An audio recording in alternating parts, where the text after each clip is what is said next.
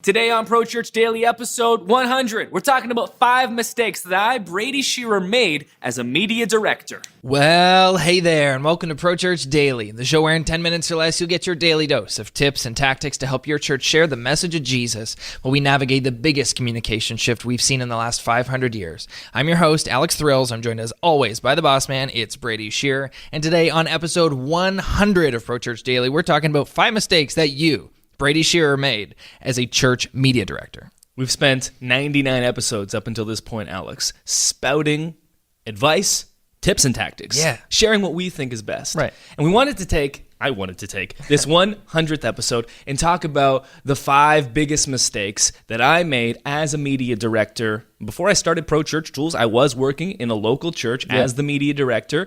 I was young, I was in Bible college, and I was put into this role by a senior leader that believed in me. Rightfully or wrongfully so, We'll and never I know. had to learn on the fly. And so much of what we talk about, especially the opinions that I have when it comes to, hey, just don't do this, is something that I learned on the job and then was later backed up by so many other experiences from other churches and empirical data proving that there are better ways of doing things. Mm-hmm. And the kind of the thesis of this entire episode of Pro Church Daily is that when I started in this, and when so many of us start in this, we have no idea what we're doing, and so we just do what other people are doing. We just do what other industries are doing. We just do what is available because we don't know any better. And that's why we do this show every single day, to give you that partner along the journey every single day, the partner that I didn't have, so you can avoid the mistakes that I made, and I will tell you about some of those mistakes now. Right, and in this show, we speak from... You alluded to it. A lot of the things we talk about, they're tips, they're tricks. This is how you should do this. This is how you should do this. And it's not just based off our personal opinions or your personal opinions. A lot of this comes from the mistakes we've made and realized first how not to do something and learned along the way how to do something. And so this is true from your perspective and from our perspective about church and digital communications and this wild communication shift that we're going through. But it's also true just in life. We learn as we make mistakes. And we realize, this is not how I'm supposed to talk to you. This is not how I'm supposed to do this. And we become better people through that process. And on the other side, we're able to turn around and tell other people, hey, I made this mistake so you don't have to. This is how you should go about it. Let's talk about the dumb things that I did. Here we go. Number 1, we had a giant stock photo at the top of our website homepage. Not only was this giant stock photo on the top, it was the whole homepage. Right. You couldn't even scroll on this website. It was a landing page of a stock photo. It was. Oh, no. It was a white background, and then there was a family of 3. Husband, wife, and son. That was the whole thing. This is the cardinal sin. Yeah, exactly. Yeah. And why is it the cardinal sin? Those people didn't attend our church. Right. And people came up to us and was like, yo, who are those people? Yeah. We were a church of like 150. People knew they didn't come. Right. I couldn't go, they're in our second service. It's like, those people don't attend our church. And we had plenty of photography talent. We could have just taken photos, but we got lazy and we just stuck up that stock photo. And so when I tell you to not use stock photos of people's faces, because now we have the tech to do it on our phone literally in a second, I've made that mistake. Yeah. I've done that dumb stuff before. I love that you did this. It gets better. Yeah. Number 2, my church had a mobile app. Of course they did. From Subsplash. Nice. And we talk a lot about the cost of mobile apps. Right. The viable alternatives. And a big part of that, and my knowledge of that, is because my church of 150 had a mobile app. And Alex, believe me when I say, I thought it was the coolest thing ever. Yeah. I uploaded the graphics that I was making into that, and I was like, I built an app. Yeah. Not many people used it, but I had built it. Oh, that's incredible. Now, maybe if our website wasn't a stock photo of a family and we had used it properly, we wouldn't need the app. Yes. And I think that pastor who originally made the decision, a good friend of ours, their church no longer has an app because we learned from our mistakes. Right. But when you don't know what you're doing, you're like, an app? Yes, that's the coolest thing ever. Yeah. Because you don't think about why. You just go for it. I love how this is all coming together and how it's coming together even all in right. just these first 2, like based off these mistakes you've made, you can see why we're headed in the trajectory that we are as a company and what we're encouraging your churches to do with your website and with your app that you maybe have but shouldn't have anymore. Like you can see based off of these mistakes what you've learned and now why we're saying the things that we are. Mistake number 3. Yeah.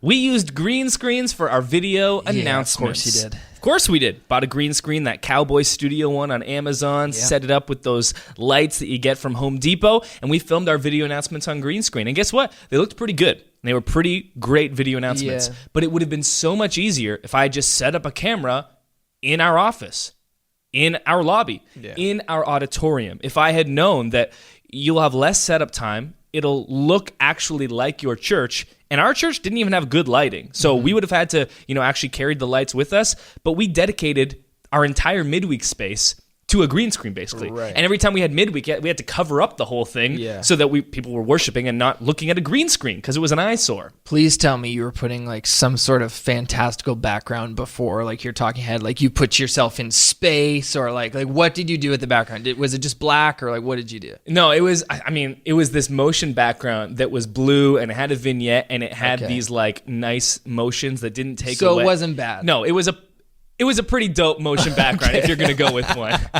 Nice. But still, green screen, it was just so more difficult, more expensive, way more post-production. Yeah, just I'm use doing the it on this environment. MacBook doing chroma key, and it's like breaking it.